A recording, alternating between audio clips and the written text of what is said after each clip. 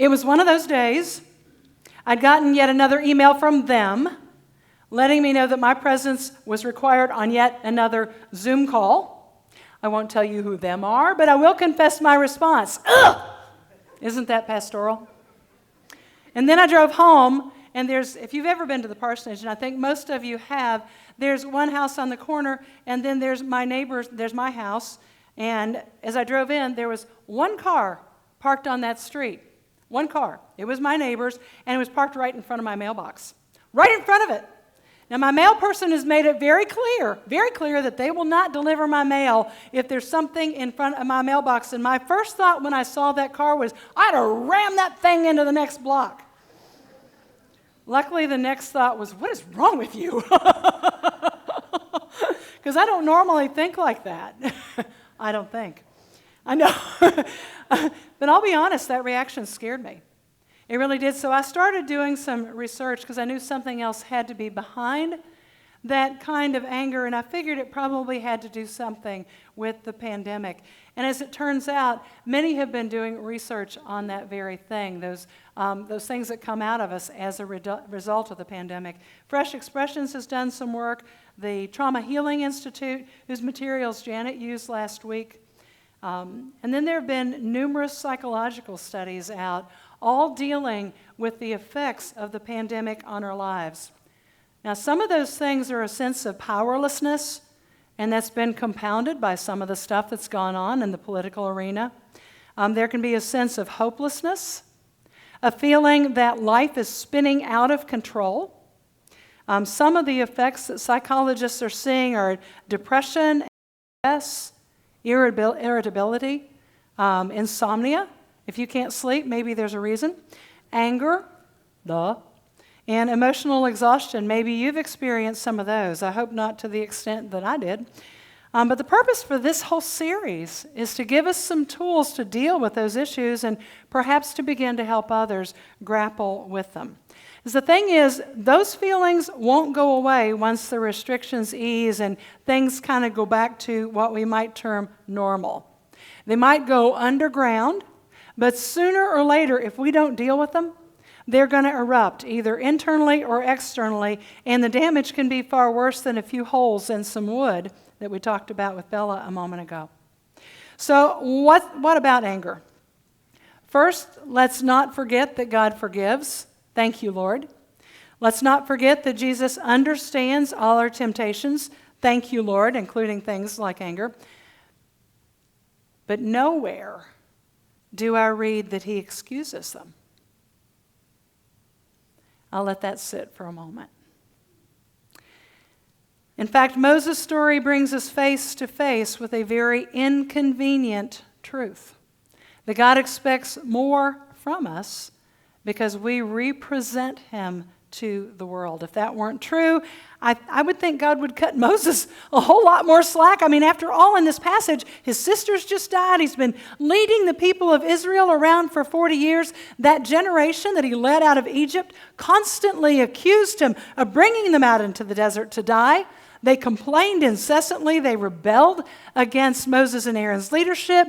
They refused to trust God until finally God refused to allow them to go into the promised land.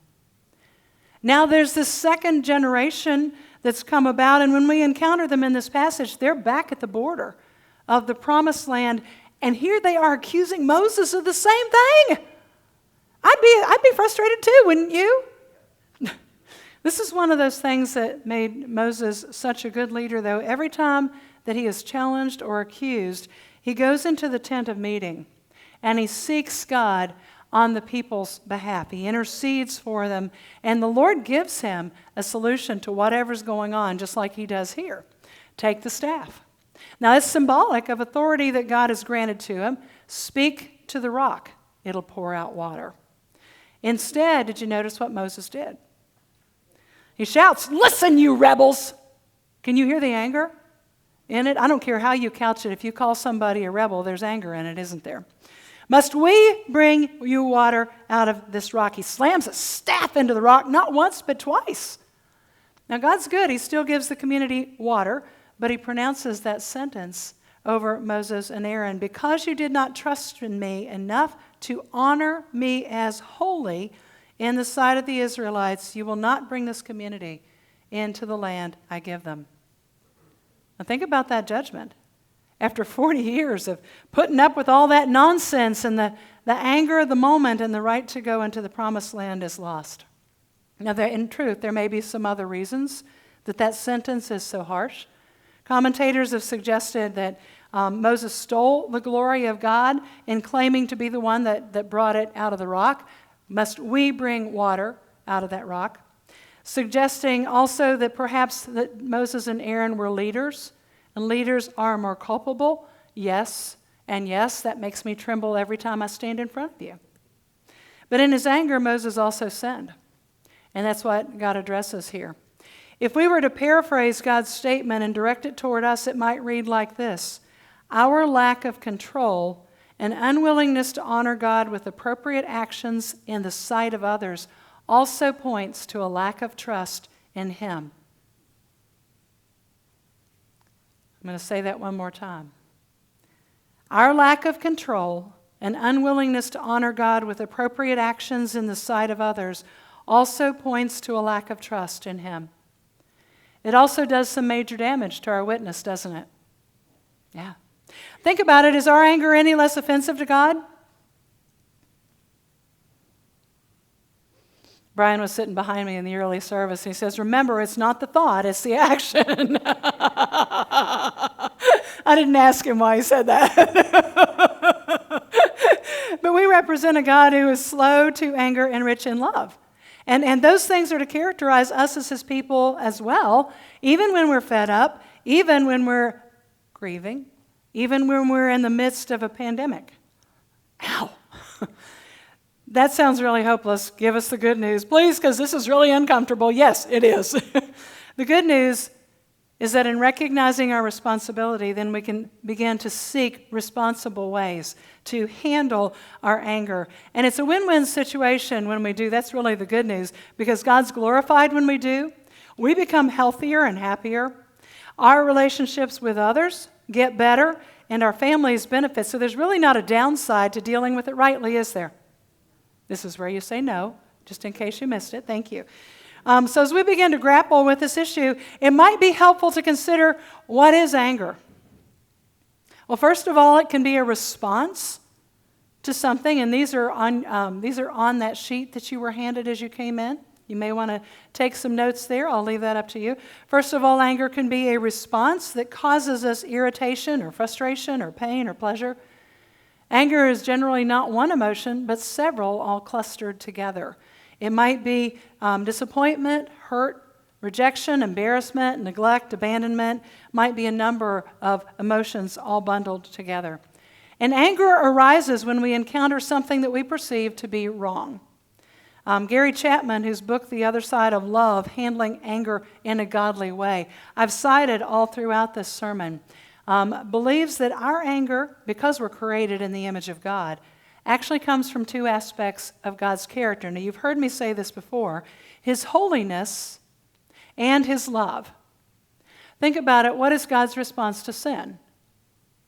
He gets angry. Why? Because it will harm us, His creation, won't it? It's not right. And so it angers Him. Even children know instinctively that something isn't fair, don't they? And you know when something isn't right or fair either. I mean, how many times have you become angry because something isn't right? I hope it wasn't a car that you want to knock into the next block. That recognition can be good and godly if it prompts us to action, and if that action is handled well. And that concept is so important. It's actually part of our baptismal vows. We have the power to resist evil and oppression in whatever form it takes, don't we? That's dealing with anger rightly. It's a legitimate response to those things that are not right then is anger. So God must have a purpose for human anger.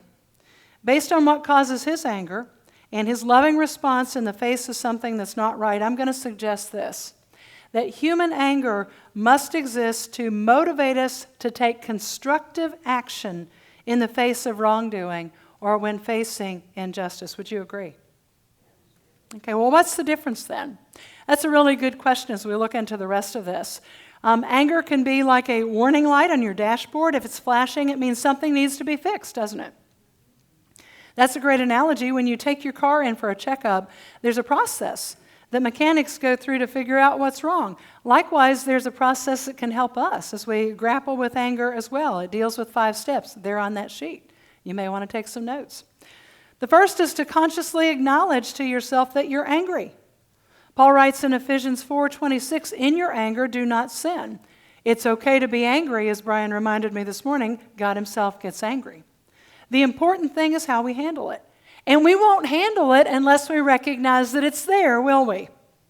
That was part of the problem with my neighbor's car. It happens all the time. I keep telling myself I'm not going to get angry about it, and I've even couched it in a Christian response. I want to show them the face of Christ. This shouldn't be a big deal, but it is. And it makes me angry, especially when I don't get the mail I know I'm supposed to be getting. Now, I can keep tamping that thing down, but if I do, at some point it is going to explode. One of the children's messages that I was going to use this morning, but it'd be way too messy. I found there's this candy called Mentos. Have you ever seen them? They're little mints, and they react with Diet Coke in a bad way. Well, the pastor that was doing this children's message online kept putting Mentos into the Coke, and he'd do it one by one as he talked about our words, much as I talked about our angry words up here. Bad words, ugly words, and he kept putting these things into the Coke, and it didn't do anything. Until finally he put one more in, and all of a sudden that thing exploded everywhere, and there was Diet Coke all over the place. I didn't want to do that to the sanctuary. But it was a great example of what happens when we don't deal with things, when we tamp anger down. At some point it's going to erupt. Far better to acknowledge I'm angry and then deal with it. Second step. The first response should not to be what we would normally do. Now, I don't know what you do when you're angry. Thank God. When some people get angry, they withdraw and they pull away, and sometimes they may even punish a person by giving them the silent treatment. I know none of you would ever do that. Others blow up, venting their anger, and then they feel better, but everybody else around them is left reeling. Notice that both responses give the angry person power. And so that's a real temptation when we feel powerless, isn't it? Like maybe during this pandemic, right? Ow. So there's a real temptation there. Instead of responding as normal, Gary Chapman says, do what your mama told you to do. Count to 10 before you say something you'll regret. Some of us may need to count to 100 or even 1,000. Some may need to go out for a walk or a run, or as my grandson told me last time we visited, you go time out. Obviously, he's heard that one a few times. But time out isn't just for children. Sometimes we need to take a break so that we can respond in ways that aren't harmful. A third step is to locate the focus of our anger. Why am I so angry? One of the first things we may need to consider is it definitive anger? That is there a very real cause right now that's causing me to be angry? This is the kind of anger that God experiences. There is a very real issue that needs to be resolved, all right? That's definitive anger. Or consider, might it be distorted anger, anger that's misdirected? One of the best biblical examples is that of Cain. Cain gets mad because Abel's sacrifice is accepted and his is not. He talks to God, but he doesn't acknowledge his anger there. Instead, he takes it out on whom? On Abel. And he ends up killing him. That's distorted anger. Abel hasn't done a thing to him. He's really mad at something else. What might distorted anger look like in our situations? Well, again, some good questions to ask are, could this situation perhaps remind me of something that happened in my childhood or in my past? Am I responding to pain back there in my past, or is the pain right here, right now? The second question to ask is, do I have the right to be angry? This is the question that God asked Jonah, because Jonah was mad because Nineveh repented and God didn't destroy them like he had preached he was going to do. And so he's sitting on the outskirts of town pouting like crazy, and God gives him a plant to grow up to shade him. Do you remember that story? And then God sends a worm to destroy it. And Jonah's angry. And God confronts him. Do you have a right to be angry? Yes, kill me now. What's wrong with that picture? Well, God wanted to show mercy to someone Jonah did not feel deserved it, and he was angry. That's distorted anger. Could some of our anger be because God's chosen mercy to show mercy when we want him to judge? And you can think about that in any terms you want to, whether that's in your family, in your neighborhood, politically, in the media, if you're watching the news. Ow. I'll leave that there. Another good question to ask is, has this situation made me feel neglected, unimportant, disappointment? Dr. Chapman suggests that after we've taken the time to figure out why we're angry, then the next step is to consider how serious that offense really is. Base it on a scale of 1 to 10, and that'll help determine the response that we have to offer. Step 4 is to analyze the options and how we handle that anger. What are possible options? Well, one, if it's minor, we might just choose to overlook it. We've had this conversation before. Proverbs 19:11 says it's man's glory to overlook an offense. And that's fine if the offense is minor and you just want to let it blow off, right? Okay, there's a choice there. But sometimes a situation needs to be confronted. Matthew 18 gives us clear guidelines. If the issue is between two believers, the task is first to bring the problem to the other. Don't involve anybody else. In a loving way, speak truth. Now that gives both a chance to converse and an opportunity to resolve the issue. It also allows for information to be made complete, because sometimes we get angry just because we don't have all the information, do we? So second step, if there's not reconciliation, is to take a few trustworthy others to help resolve the issue, because sometimes a good facilitator is worth their weight in gold. They can help us listen when we're not able to do that on our own.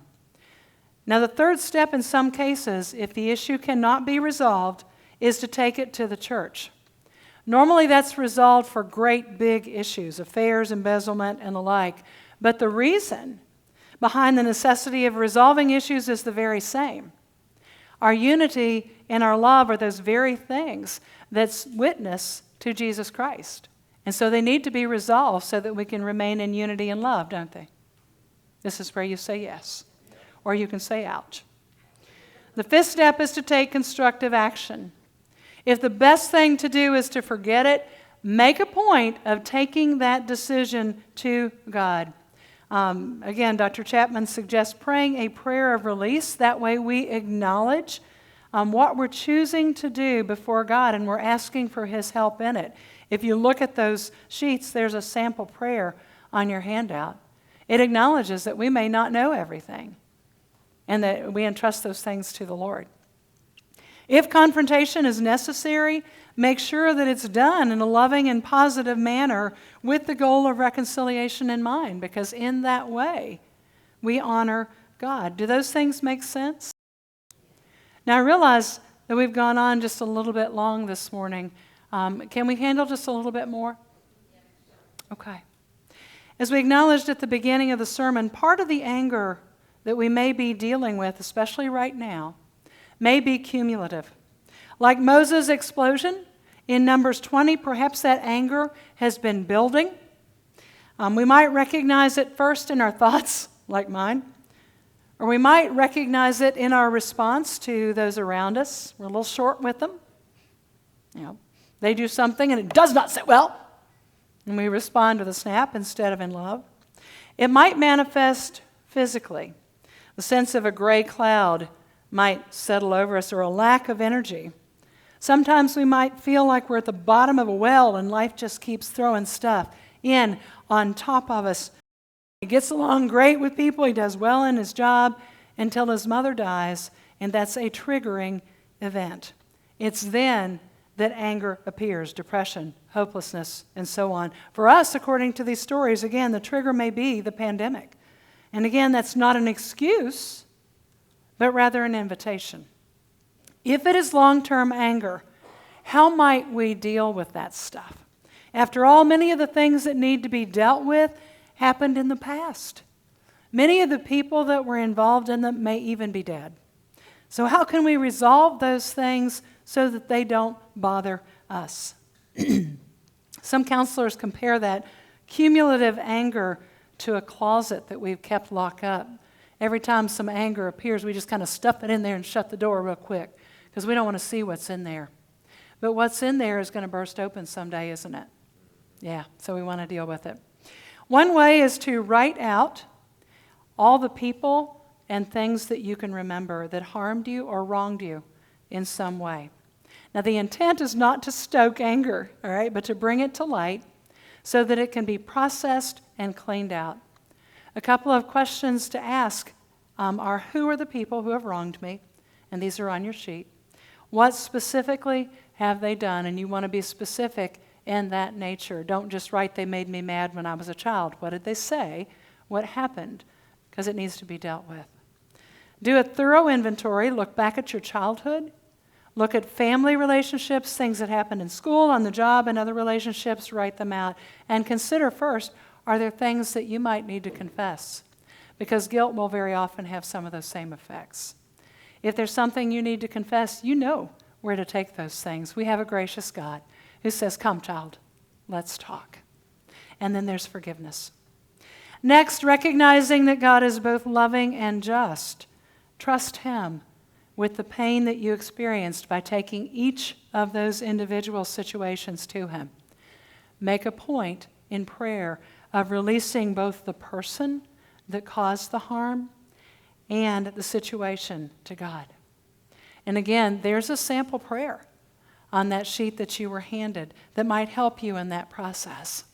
The intent, again, is to clean out the junk so that you can live freely, walk freely in the presence of others and in a holy God. In doing so, you'll live a life that honors Him and blesses you. As I considered all of those things, there's some work that I need to do. The anger at my neighbor may be some distorted stuff from the past, and so I need to process that thoroughly before I go talk to them. I may still need to go talk to them. That's okay, but I don't want to do damage in that relationship when I go. So I got to deal with my stuff first, the same as you do. I might still need to have that conversation, as I said, but there's a far greater chance that it will be productive if I do my work first. The emails that frustrate the bejeebers out of me and garner such a wonderful response, well, I probably need to explore those with the Lord too, because there may be some action that I need to take, because something is not right that anger keeps popping up when I see emails from that particular group. Now, I don't know where those words may have touched you today, but I do know that we have a place that we're invited to bring all of that and to commit it to the Lord. We're going to sing a couple of verses of Have Thine Own Way, Lord. Those words are going to be on the screen. And as we sing those or hum them, whatever you want to do with those, I'd invite you to clear the air with your Lord first, and then we'll go on. Do you know what to do? Okay. Andrew, would you lead us?